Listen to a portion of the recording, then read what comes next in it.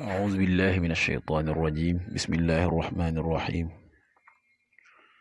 والصلاة والسلام على رسول الله سيدنا ومولانا محمد وآله وصحبه ومن والاه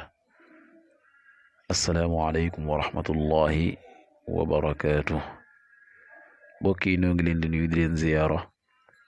di leen balu xaq te di leen bal xaq di leen ñaanal jàmm waaye itam di sàkku ci ngeen ñaanal nu ko nuy ñaanit borom bi tabaraka wa taala mu defal nu tawfiq bool nit defal ndimbal bokki ndikaat ak yéen ci xadiisu bis bi mu di xadiisul yawm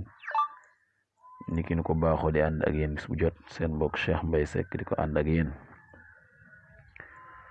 an Aishata radiyallahu anha qaalat kaana annabiyu sallallahu alayhi wa sallama yukthiru an yaqula fi rukuucihi wa sujuudihi subhaanaka allahumma rabbana wa bihamdik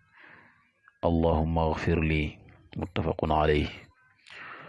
soxna Aïcha yal na yàlla dolli ko ngërëm nee na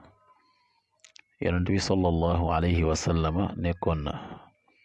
yukthiru di baril an yaqula ci muy wax fi rukuucihi ci rukoom wa sujuudi ak sujootam subhaanaka maa ngi lay sorel lépp lu yelul ci yow allahuma yow buur bi rabbana sunu borom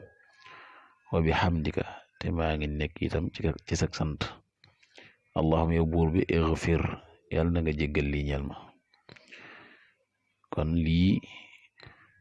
sayyidatuna Aïcha neen yonent bi sallallahu alayhi wa sallama baaxoo woon na di ko wax ci